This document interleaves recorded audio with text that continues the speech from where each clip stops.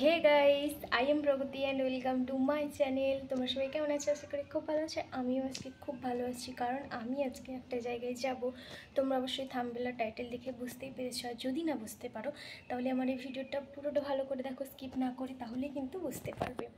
তো চলো, আমাদের গাড়ি কিন্তু চলে এসছে, আমরা গাড়িতে যাই, তারপর তোমাদের সঙ্গে দেখা হচ্ছে। আবার চলো, গাড়িতে উঠে পড়েছি। তারপর এখান থেকে আমরা যাচ্ছি দাদুকে একটু চেকআপের জন্য। দাদুর শরীরটা একটু খারাপ, তাই চেকআপে যাব। তারপর আবার ওখান থেকে ভাইয়ের জন্য সাইকেল আনতে যাব। তো ফার্স্টে আমরা ওই দাদুকে চেকআপের জন্যই যাচ্ছি। এখানে আমরা দাঁড়িয়েছি চেকআপের জন্য, দাদুকে নিয়ে গেছে ভিতরে, আর আমরা এখানে ওয়েট করছি। তারপর দাদু আবার চলে এসছে। তারপর আমার একটু খিদে পেয়ে গেছিলো, তাই আমি বিস্কুট কিনে খেয়ে নিয়েছিলাম। তারপর আমরা আবার চলে এসেছি সাইকেল শোরুমে।